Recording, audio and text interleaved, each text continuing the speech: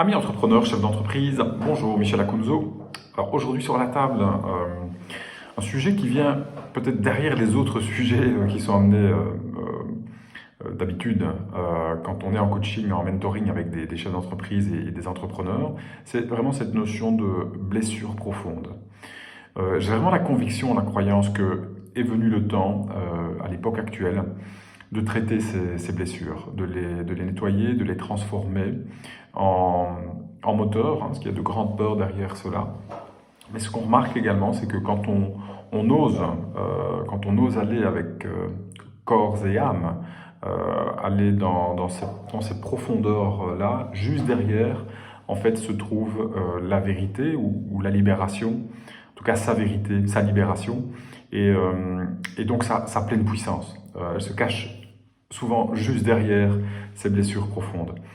Ce qui se passe aussi, c'est qu'on a une époque où on n'a plus le temps de faire 10 ans d'accompagnement, 15 ans d'accompagnement pour aller tenter de toucher cela et puis d'en parler et de ne pas trouver vraiment de réelles solutions pour aller les transformer. Donc est venu le temps d'aller vraiment en profondeur rapidement pour faire en sorte en fait de toucher à cette pleine puissance. Pourquoi? Parce que ce que je remarque très souvent, c'est qu'on va essayer d'étouffer ces blessures par l'augmentation du chiffre d'affaires, l'augmentation des ventes, par l'argent, hein, qui découle aussi de ces concepts business.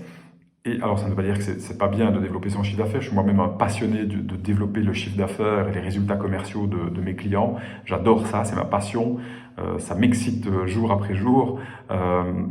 Mais attention, ici, c'est vraiment d'être vigilant à est-ce que ce pilier vente, chiffre d'affaires, ne vient pas cacher un autre pilier. Parce que s'il vient le cacher, à un moment donné, il va gâcher justement tous les autres piliers de développement de l'harmonie de l'entrepreneur, du chef d'entreprise.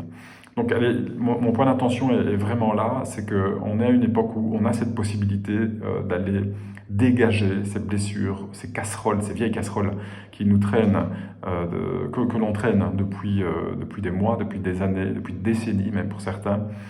Et il est temps de lessiver cela en fait, de transformer, d'alchimiser cela en réel moteur, en catalyseur, pour continuer à augmenter la puissance qu'on a en tant qu'entrepreneur, entrepreneureux. Bien entendu, ça touche tant l'homme que la femme. Et cela a un impact après dans les autres domaines de vie, que ce soit dans le couple, que ce soit dans les relations avec ses parents, par exemple. Je pense à ces deux éléments-là parce que ça me fait penser à un échange que j'avais avec un entrepreneur, avec un grand succès financier, de grands succès financiers. Et il me disait, oui, voilà, j'ai tout réussi. Je dis, c'est bien. Et puis on continue, on discute. Et il me dit, là, je suis en train de divorcer. Je parle plus à mes parents depuis un certain nombre d'années parce que c'est des gros connards, etc. Ma femme est devenue alcoolique. Donc c'est très étonnant. C'est un genre de discours qu'on peut retrouver assez régulièrement.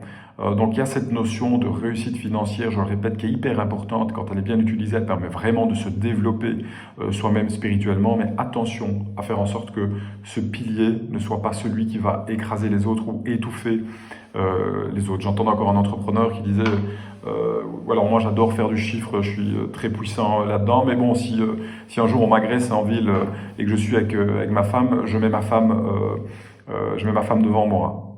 Je dis ok, ouais, c'est intéressant. Donc, alors que l'homme est censé amener la sécurité justement dans le couple, pas la sécurité financière, en tout cas la sécurité énergétique. Et donc il est de cela ici dans ce poste que j'ai à cœur de partager avec vous. C'est vraiment d'être vigilant à ok, qu'est-ce qu'il se cache derrière cette volonté de développer un pilier. Et donc de prendre du recul et de voir les autres piliers, à quel niveau on se situe pour faire grandir justement ces différents piliers de manière plus harmonieuse, plus équilibrée, pour cette montée en puissance. Parce que sinon, à un moment donné, on peut se rendre compte que ça va tanguer. Donc tout ce qu'on a construit d'un côté va gâcher le reste. Et c'est con. Et donc ça demande du courage. Ça demande de faire un pas, un step back, et de se dire ok, ça ne peut plus durer. Mais très souvent ce qui se passe, c'est que notre ego nous empêche de voir floute un peu la situation, donc on n'y voit pas clair, on y voit plus clair souvent quand il arrive un drame ou une grande, comment dire, une plus grosse difficulté, un challenge qui est très très difficile à surmonter, et on n'est pas obligé d'attendre cela en fait.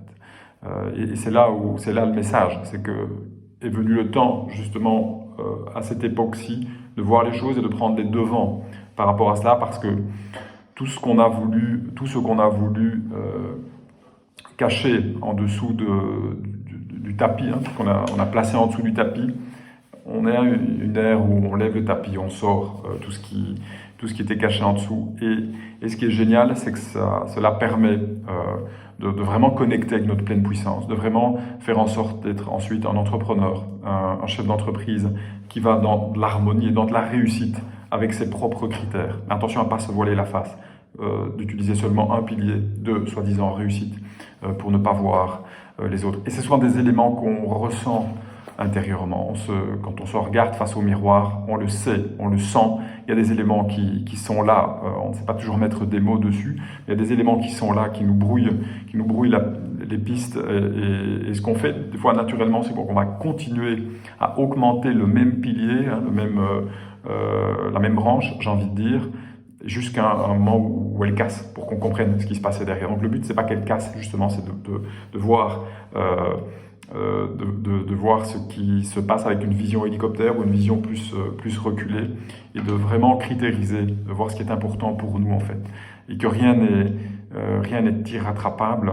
On fait tous des erreurs, que ce soit en tant qu'entrepreneur, en tant que mari, en tant que père, on fait tous des erreurs. Par contre, faire des erreurs de manière répétée, ce n'est plus des erreurs, c'est une décision. Et donc le but ici, c'est justement de prendre la décision, de voir, ok, qu'est-ce que je décide en fait de faire, que ce soit par rapport à mon couple, soit par rapport à la relation, aux relations familiales, aux relations avec mes collaborateurs dans l'entreprise. Donc c'est de redevenir maître en fait, et c'est là où on peut s'asseoir complètement dans sa pleine puissance. Voilà ce que je voulais partager avec vous, au grand plaisir pour échanger de manière plus privée, en one-to-one, sur ce type de sujet. Je vais indiquer ci-dessous, je vais indiquer le lien pour avoir un rendez-vous en privé, en one-to-one, qui est offert actuellement, si vous le sentez, bien entendu. Donc si vous avez aimé cette vidéo, likez, partagez, si ça peut aider un autre ami entrepreneur ou chef d'entreprise. Au plaisir de se revoir, à très vite, bye bye.